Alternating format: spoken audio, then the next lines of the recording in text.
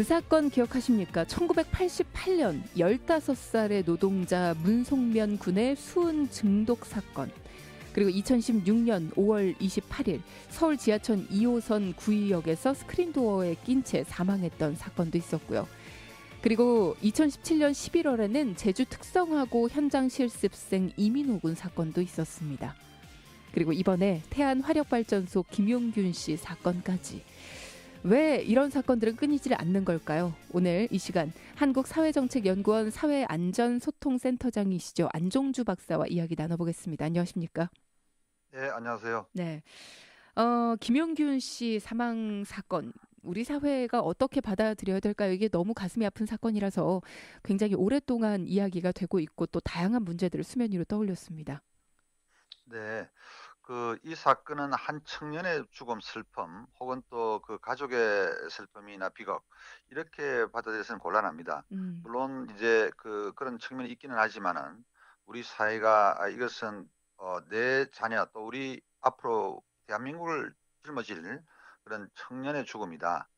네. 앞서 여러 사건들을 이야기했지만 대개 이런 최근에 잇따라 청년들이 이렇게 허망하게 죽어가는 게 있습니다. 그래서 네. 이게 앞으로는 이제 이 제2, 제3의 김용균과 같은 사건들이 절대 일어나지 않도록 특히 이제 기업 경영자나 관료 또 정치인 모두가 반성하고 그를 토대로 해서 행동에 나선 그렇게 이 사건을 받아들여야 될 것 같습니다.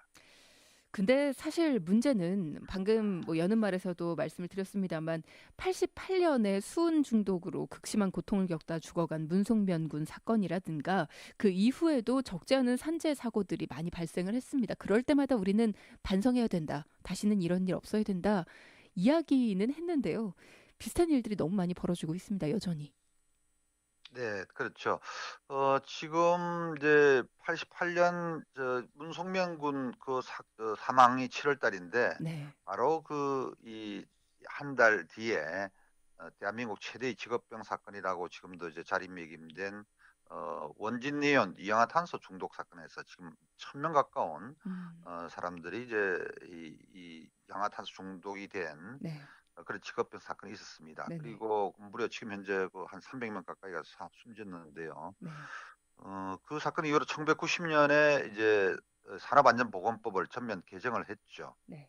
그런데 이제 그 후에 이제 최근에 벌어지는 것들은 이제 위험 작업을 아예 외주화한다든지 또 혹은 또 비정규직 문제 어, 이런 것들이 1980년대는 문제가 안 됐, 별로 큰 이슈가 안 됐습니다만은 그 후에 이런 곳에서 자꾸 이제 산재 사고라든지 사망 사고 이런 것들이 다발을 해서 최근에는 뭐 다시 또 법을 전면 개정하려고 하는 음, 그런데 그것이 제대로 지금 국회나 이런 데서 이루어지지 않고 있습니다. 네.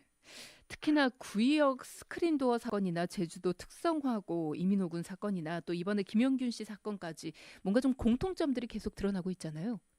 네, 앞서 이야기한 대로 이제 주로 되게 이 원청업체, 큰 대기업이나 음, 이런 공공기관 이런 것이 아니라 그곳에서 하청 내지는 재하청주 노동자들에서 이제 문제가 벌어졌고요. 네.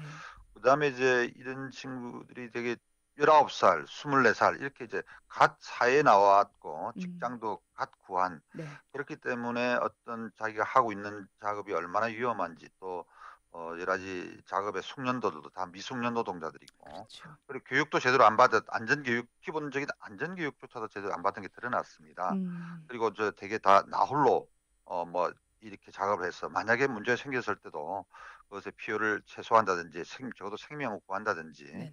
이런 이 안전 작업 조건도 그렇고요. 안전 장치도 좀 더 미비되어 있는 막 이런 것들이 모두가 복합적으로 일어나는 사건들입니다. 안전 교육도 제대로 이루어지지 않고 안전 장치도 제대로 갖춰지지 못했는데 위험한 일들은 하청업체에 맡긴다. 뭔가 좀 아이러니한데요. 네, 그렇습니다. 이게 이제 이 대기업이나 이런 곳에서는 예. 그런 정규직들은 이제 이런 위험하고 이 더러운 뭐 이런 작업들은 잘 안 맡기려고 그러죠. 그래서 음, 요즘 이런 것들은 이제 하청을 주거나 재하청 주거나 혹은 또 외국인 노동자를 쓴다든지 네. 그런 문제들이 우리 사회에서 어제 오래 일은 아니고요. 네네. 이 문제가 근본적으로 해결되지 않고 계속되고 있습니다. 법이 계속 개정되고 있고요. 법안 마련이 되고 있는데도 이런 사건들이 끊이질 않고 있다. 지금 김용균 씨 추모 대회가 이어지면서 이런 목소리 나옵니다. 비정규직을 없애지 않고는 죽음의 행렬을 멈출 수 없다. 이런 이야기 나오는데 비정규직이라는 게 사실 우리 사회에 이렇게 크게 이슈가 된 게 얼마 안 됐잖아요. 네, 그렇습니다. 물론 이제 비정규직을 없앤다고 해서 이런 사고가 근본적으로 일어나지 않는거나 예. 이런 산재 사고가 일어나지 않고 피해자가 없는 것은 아닙니다만은 음.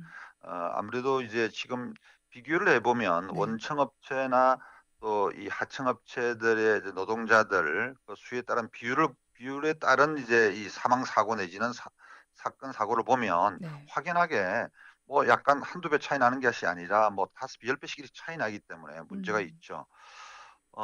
그래서 이제 뭐 비정규직 문제가 나오는 것이고요. 되게 네네. 이제 이런 것들을 이제 위험을 외주화를 이제 금지하거나 또 이런 그 외주화 줬을 때 이 원청업체에 대한 책임을 이제 처벌을 강화하는 이런 것들에 대해서 네. 되게 이제 기업들 재계에서 반대를 합니다. 음. 기업의 활력을 떨어뜨린다. 또 뭐 영업 비밀이 뭐 누출될 위험이 있다든지 또 처벌이 또 과도하다든지 네. 이렇게 하고 있고요.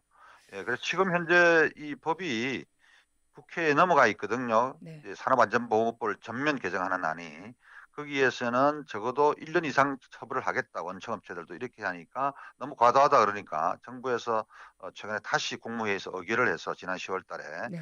그 한선을 없앴습니다. 그러니까 음. 나중에 뭐 이 1년 이하에 그냥 벌금을 한다든지 이런 것들도 가능한 거죠.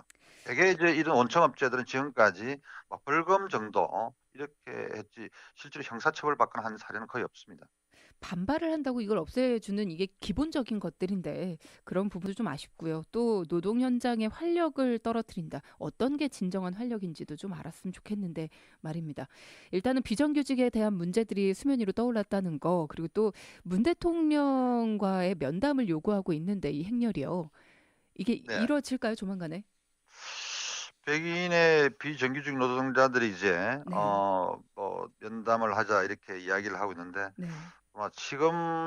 지금은 뭐 우리 국민 전체가 또 음. 언론도 그렇고 뭐 관심을 가지고 또 시민단체나 노동단체도 들고 일어나니까 그렇죠. 예. 제가 생각에는 어떤 식으로든지 이렇게 뭐 대통령 면담도 가능성이 있다고는 음. 봅니다. 문 대통령의 평소에 지금까지 여러 가지 그 국민들과 소통하는 뭐 네. 이런 것들을 봐서 그리고 이제 에, 출범할 때 대한민국 안전국가 이렇게 모토로 해서 출범을 했기 때문에 음. 그리고 뭐 이 사건을 계기로 해서 네.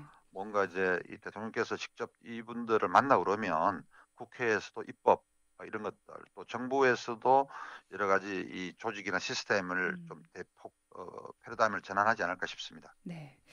일단은 이번 일로 인해서 지난 17일에 정부가 합동 대책을 발표했는데 거기에 보면 석탄 화력 발전소에 대해서 긴급 안전 점검 실시하겠다 뭐 이런 이야기 있습니다. 그러니까 지금 이 추모 대회에 있는 비정규직 노동자들이 이거 화력 발전소만의 문제 아니다. 다른 비정규직 환경들도 똑같다. 이런 목소리들을 내시는 것 같고요. 자, 이번에 합동 대책 나왔는데 어떤 내용들입니까? 좀 간단히만 짚어 주시죠.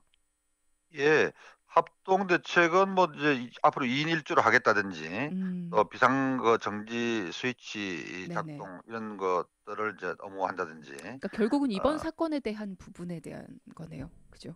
예, 그러니까 이제 이런 사건들이 나면 지금까지 앞서 이제 뭐 많은 사례들을 말씀하셨는데 네. 되게 그 나오면 뭐 비슷한 소위 그 레퍼토리가 비슷합니다. 그래서 어느 음. 정부에서나 5년 전이든 10년 전이든 20년 전이든 철저하게 비슷한 그 이 사업장을 정밀 점검을 하겠다든지 네. 또 뭐 여러 가지 또 이런 조치를 하는데 그것들은 이제 근본적인 조치는 아니고요. 그렇죠. 임시 조치고 뭐 그런 조치야 뭐 당연한 거죠. 음. 당연한 건데 이제 우리는 이런 사건을 계기로 이제 더 근본적인 조치 뭐 이런 것들이 필요하고 그런 근본 대책이 이루어지지 않으면 음. 예를 들어서 이제 노동단체나 이런 데서 요구하고 있는 중대재해기업처벌법과 같은 네네. 그런 것들이 이루어지지 않으면 언제든지 이런 사고는 또 일어날 수 있습니다. 그렇죠. 말씀하신 그 부분이 가장 큰 문제가 아닐까 싶습니다. 그 순간에 문제가 됐던 어떤 것들을 고쳐나가는 것도 물론 중요하지만 그건 당연한 거고 근본적인 대책, 강력한 대책이 좀 필요하지 않을까. 이번에 김용균 3법이라는 것도 좀 언급이 되고 있던데요. 어떤 내용인가요? 예, 그러니까 지금 현재 아까 산업안전보건법이라든지 네네. 그다음에 이제 중대재해기업처벌법이라든지 뭐 이런 것들이 이제 그 아까 말한 이 근본적인 대책에 이제 하는 등인데요. 이게 이제 중대재해기업처벌법은 기업사령법이라는 이제 이런 용어로 들리는데 이게 이미 영국에서는 네.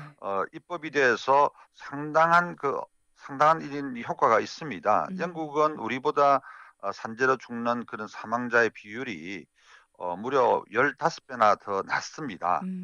그러니까 아주 뭐 엄청난 차이가 나는 거죠. 네네. 영국도 한때는 이제 이런 게 많았는데 예를 들어서 이제 이 법은 매기 효과라고 해서 미꾸라지가 많이 있는 연못에 이 메기를 한 마리 풀어놓으면 네. 미꾸라지가 잡아먹히지 않게 해서 열심히 더 움직이고 하거든요. 네네. 오히려 이제 미꾸라지가 건강해지는데 마찬가지로 이제 기업들도 이런 이 중대재해기업처벌법이라는 게 있어서 만약에 상습적으로 중대재해가 계속 일어난다 하면 처벌을 아주 강화하는 거죠. 네. 그러면 자기가 그 대상이 되지 않게 해서 최소한 안전에 투자를 한다든지 교육을 철저히 한다든지 또 이 고용주가 기업주가 관심을 쏟는다든지 네. 그렇게 하는 것인데요. 아까 뭐 여러 가지 저런 이유로 뭐 영업 비밀이다, 그러나 기업의 어떤 경영에 뭐 어떤 약화시킨다 이런 이유로 계속 아주 강력 반대를 하고 있는 것이죠. 일단은 반대의 움직임들도 많다라는 거 짚어주셨고, 우리가 안전에 대한 경각심을 일깨워야 된다 이런 얘기 참 많이 합니다. 국민들뿐 아니라 기업과 국가도 좀 필요하지 않을까라는 생각이 들고요. 오늘 안정주 박사와 함께했습니다. 고맙습니다.